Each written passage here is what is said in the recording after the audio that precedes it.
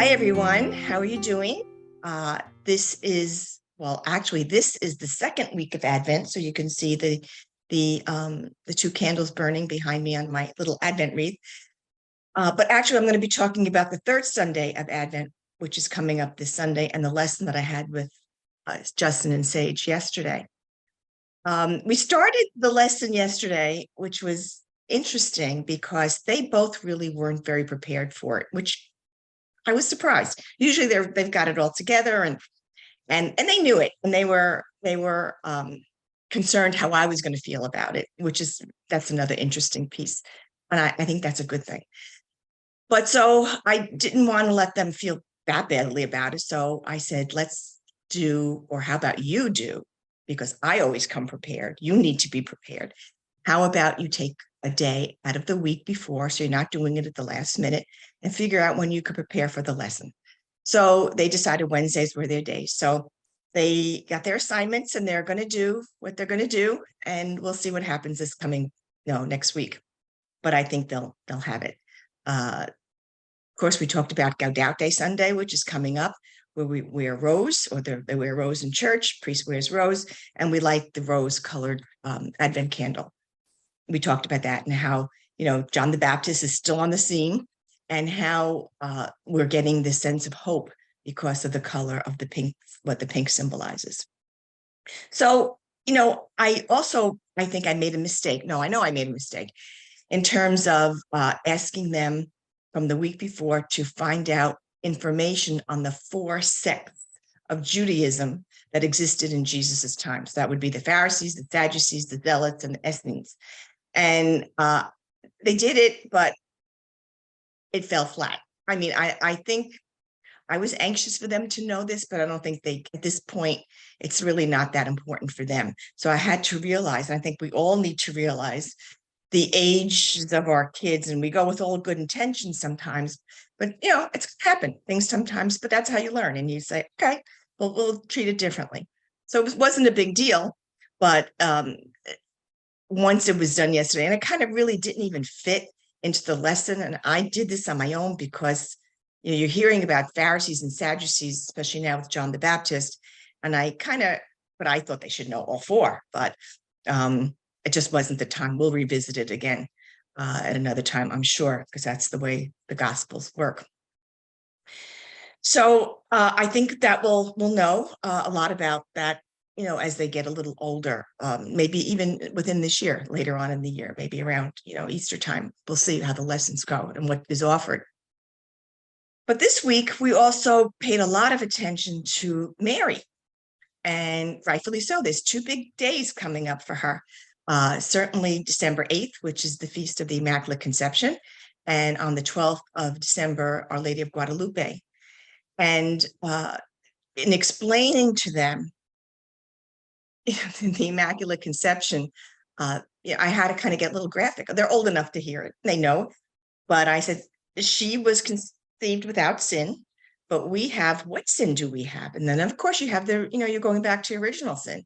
And what does that mean again? And they know it. They had it. So I was glad to see that they knew that.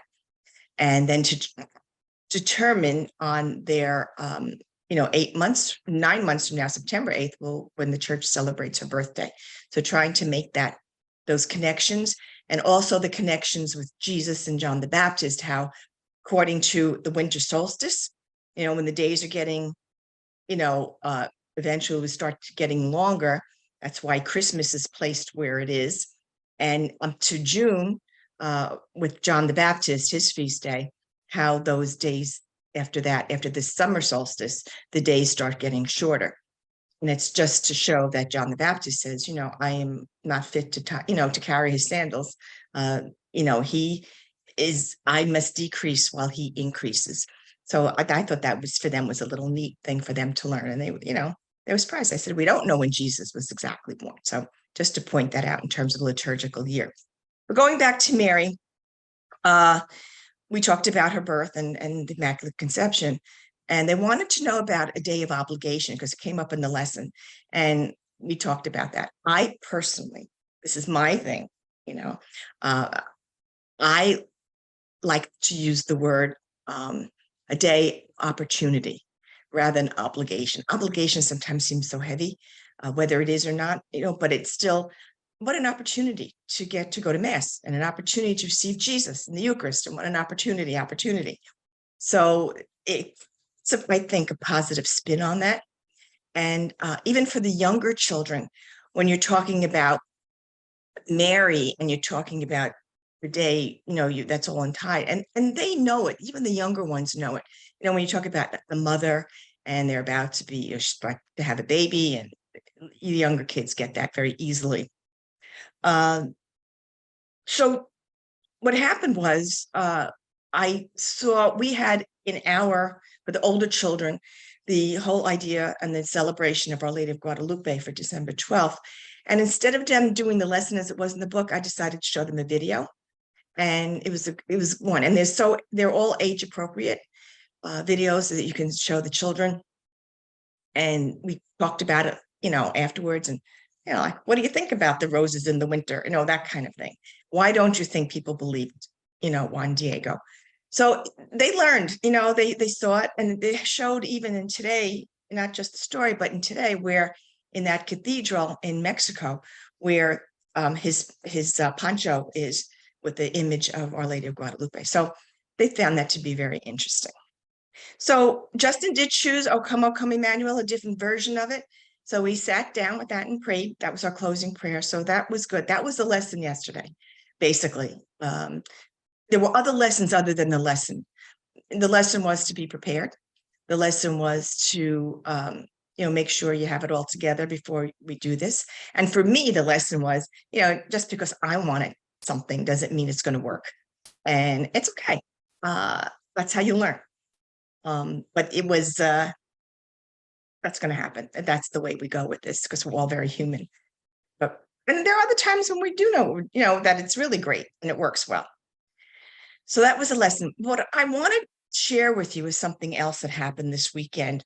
And it goes along with, I think, as handing on the faith, we always have to have catechetical mindset.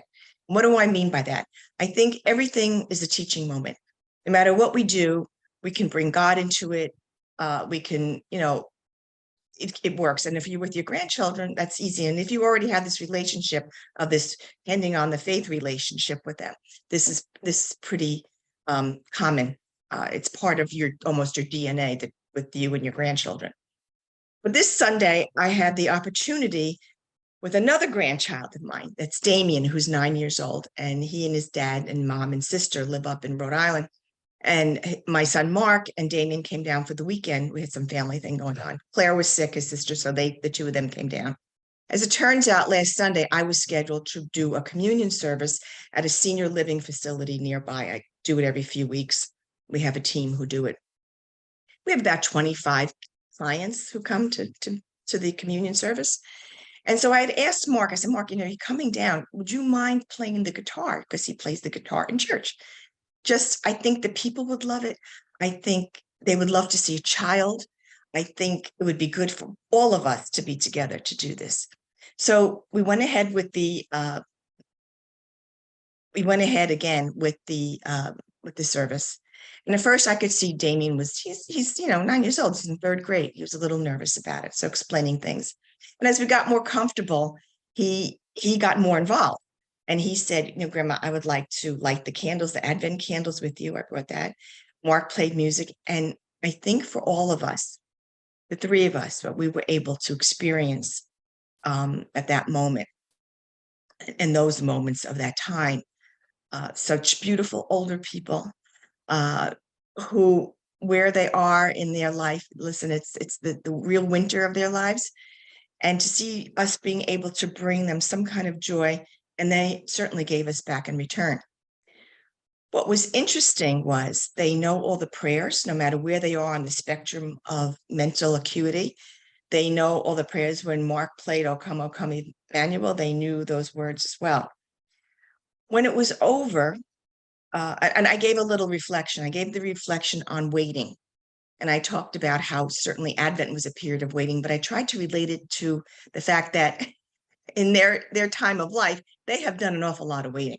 whether they're waiting for test results, whether they're waiting for company, whether they're waiting for a child to be born, whatever it is, they have done their full share of waiting. And I said to them, a lot of it is not just what we wait for, which is important, but is how do we do our waiting? And, are we angry? Are we nervous? Are we excited? Depending on what the situation is. And they all said, oh yeah, we've done a lot of waiting. So at the end of the service, we got into a conversation just because of this waiting issue. And then one woman said, you talk about prayers. She said, children don't need to only learn them by heart. They need to know what they mean. And I said, oh my goodness, this is exactly what I've been doing with the grandchildren, kind of, going through the words, even with the song, oh, come, Emmanuel, what do they mean? And she said, that's how they're going to learn. And she said, I even, and I shared then with them how I just went through this with Justin and Sage in terms of the act of contrition, which I've been sharing about. And they said, oh yeah. And one lady said, oh, she had to be 95. I still remember it. I still say it every night. And I said to her, would you mind sharing that with the rest of us?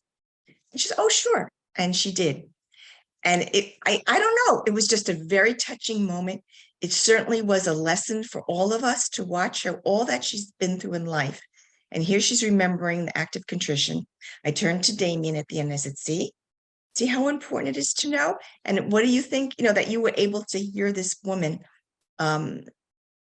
say the act of contrition, and she's remembered it after all these years. And that made such an impression on him. My point of this whole thing, I wanted to share you the story. It was a great experience. Few things. It's important to know that something like this is a classroom. It may not be a classroom as we know it, but it's certainly a teaching moment that comes out of the lesson that we are doing aside from that. It's important that we bring children to things like this so that they can understand and feel a part of outreach. Even if you brought younger children, I know his sister Claire, Damien's sister, 5 years old, was so upset she missed it. This is important. This is laying ground for them. When I'm on the Synod committee, one of the responses we got from the listening sessions were parents, maybe in their late 30s, 40s, early 50s. Everybody wants to do service with their family. Everybody wants to do outreach. So we're working on that in the parish. But this to me was certainly proof. Let them see you do good, even if you don't do ministry per se. But if you do something good, bring them with you. Bring them something. Let them see. If you're doing shopping for the homeless people, bring them with you so that they understand it better. It's such a great teaching, another aspect of teaching and learning, to be part of this, something other than just the lesson. Lessons, of course, are most important, but you're living them out when you're doing these kinds of works. So at the end of the day, when I was with them, these folks in the seniors living place, they wanted to know, would you go back and teach us things? And I'm like, no. And the director who was there, who stayed through the whole service, said, would you consider doing something like that? And I thought, like what? Just no, they just want to review some of their religious beliefs. And I said, well, let's talk about it. So she took my information. So we'll see. That would be interesting. That would be, I think I would learn so much from those who've had so much more experience in life than I have. And just to see where they are in terms of their spirituality and their religious tradition. So that was my Sunday. It was wonderful. And I just wanted to share that with you. And I encourage everyone to open up what the realm of religious education, catechesis is. It's not just doing the lesson. It's what goes outside, what happens as well outside of the lesson. So if you have any experiences like this, please email me. I'd love to hear about them. And eventually we can share them with each other. What do you do?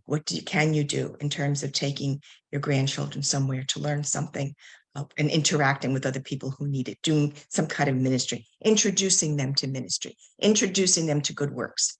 So it was great. And I just felt compelled to share that with you. So I wish you a good week. I wish you a happy third Sunday of Advent. And before you know it, Christmas will be here. And again, please get in touch with me if you have any questions, Marilyn@flom.com. Thank you. Bye-bye.